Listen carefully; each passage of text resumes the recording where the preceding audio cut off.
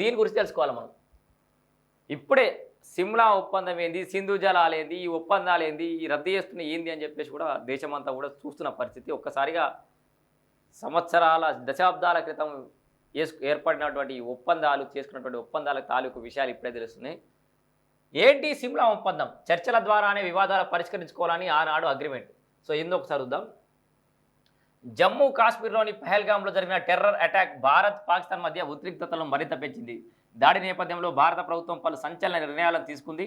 పాక్ పౌరులకు వీసాలు రద్దు చేయడం, సింధు జలాల ఒప్పందాన్ని నిలిపేయడం, అటారీ వాఘా సరిహద్దును మూసివేయడం, ఢిల్లీలోని పాక్ హైకమిషన్లో సిబ్బంది సంఖ్యను తగ్గించడం వంటి నిర్ణయాలు తీసుకున్నది.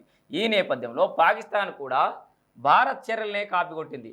భారత్ తీసుకున్న నిర్ణయాలకు స్పందనగా పాకిస్తాన్ జాతీయ భద్రతా కమిటీ సమావేశం నిర్వహించింది. భారత్తో తమకు ఉన్న దౌత్య సంబంధాలు రద్దు చేసుకోవడంతో పాటు సిమ్లా ఒప్పందాన్ని కూడా రద్దు చేసుకుంటామని ప్రకటించింది. మనం సింధు జలాల ఒప్పందాన్ని చేస్తే వాళ్ళు సిమ్లా ఒప్పందం అట. ఈ ఒప్పందం ఎప్పుడు జరిగింది? సో సిమ్లా ఒప్పందం అంటే ఏంటి? మనం భారతదేశం మనం నష్టపోతుందా? ఒకసారి చూద్దాం. 1971లో భారత్ పాకిస్తాన్ మధ్య జరిగిన బంగ్లాదేశ్ లిబరేషన్ వార్ సిమ్లా ఒప్పందానికి దారితీసింది. 14 రోజుల పాటు కొనసాగిన ఈ యుద్ధంలో నాటి తూర్పు పాకిస్తాన్ను, ఇప్పుడున్న బంగ్లాదేశ్ దేశ్ని భారత సైన్యం విముక్తి చేసింది. ఆ యుద్ధంలో 90,000 మందికి పైగానే పాకిస్తాన్ సైనికులు భారతదేశానికి లొంగిపోయారు. అలాగే పశ్చిమ పాకిస్తాన్లోని దాదాపు 5,000 చదరపు మైళ్ళ విస్తీర్ణాన్ని కూడా భారత్ తన ఆధీనంలోకి తీసుకుంది. ఈ యుద్ధం జరిగిన దాదాపు 16 ఏళ్ల తర్వాత, అంటే 1972 జూలై 2న నాటి భారత ప్రధాని ఇందిరాగాంధీ, నాటి పాకిస్తాన్ ప్రధాని జుల్ఫికర్ అలీ భుట్టో మధ్య హిమాచల్ ప్రదేశ్ రాజధాని సిమ్లాలో ఓ ఒప్పందం వదిలింది. రెండు దేశాల మధ్య ఏదైనా వివాదం ఏర్పడితే శాంతియుత మార్గాల ద్వారానే పరిష్కరించుకోవడం సిమ్లా ఒప్పందం యొక్క ఉద్దేశం. సో అప్పుడు యుద్ధం జరిగింది, భారతే గెలిచింది. సో ఒక ఒప్పందం అయితే చేసుకున్నారట. ఓకే, ఈ ఒప్పందంతో చర్చల ద్వారా సమస్యలు పరిష్కరించుకోవాలని ఇరు దేశాలు నిర్ణయించాయి.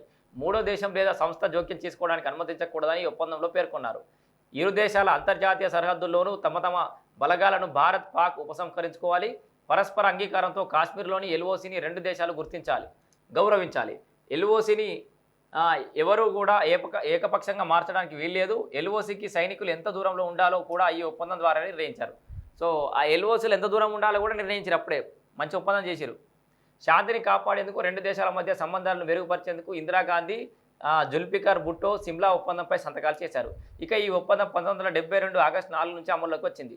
తర్వాత 90,000 మంది పాకిస్తాన్ సైనికులను బేషరతుగా భారత్ విడుదల చేసింది. సో 90,000 మంది సైనికులను విడుదల చేసి ఈ శాంతి ఒప్పందం చేసుకొని, దీన్ని మళ్ళా వేరే వాదులు వేరే రకంగా దీన్ని ఆలోచిస్తారు. తాను ఆక్రమించుకున్న భూభాగాన్ని కూడా భారత్ పాక్కు తిరిగి ఇచ్చేసింది. పాకిస్తాన్ కూడా కొంతమంది భారతీయ ఖైదీలను విడుదల చేసింది. కాగా పహల్గామ్లో టెర్రర్ అటాక్ తర్వాత భారత ప్రభుత్వం తీసుకున్న నిర్ణయాలకు పాకిస్తాన్ కూడా పలు నిర్ణయాలు తీసుకుంది. ఇందులో భాగంగా సిమ్లా ఒప్పందాన్ని రద్దు చేసుకుంటున్నామని తెలిపింది. ఇక్కడ ఒక ఎంత పెద్ద డైలాగ్ ఉంది చూసారా, ఇది మనకు అర్థం కాంది. సిమ్లా ఒప్పందం అంటే ఏంది? ఎల్ఓసి దగ్గర ఎంత దూరంలో రెండు దేశాల సరిహద్దు ఉండాలి, రెండు దేశాలు మాత్రమే, బయట ఇంకొక దేశం కానీ ఇంకొక దౌత్యవేత్త వేరే ఎవరు లేకుండా కూడా ఒప్పంద చర్చలు ఎవరు ఉండదు, మనమే నిర్ణయం తీసుకోవాలని ఒక మంచి ఒప్పందం చేసుకోరు. ఇప్పుడు సిమ్లా ఒప్పందాన్ని రద్దు చేసుకుంటున్నామని చెప్పడం ద్వారా పాకిస్తాన్ ఏం చెప్తుంది? వీఆర్ రెడీ టు ఫైట్, అంటే యుద్ధానికి మేము సిద్ధమంటారు. ఎల్ఓసి ఒప్పందం పోయిందంటే ఇక్కడ బార్డర్ ఉంది, అటు వాళ్ళు ఉన్నారు, ఇటు మనం ఉన్నాం, అటు వచ్చుకొస్తా అంటుండే ఇక డైరెక్ట్. పాకిస్తాన్ ఎల్ఓసిని ఆ ఒప్పందాన్ని రద్దు చేసుకుంటూ సిమ్లా ఒప్పందాన్ని బార్డర్ దాటడానికి మేము సిద్ధంగా ఉన్నామని చెప్తున్నారు. ఇది సిమ్లా ఒప్పందం.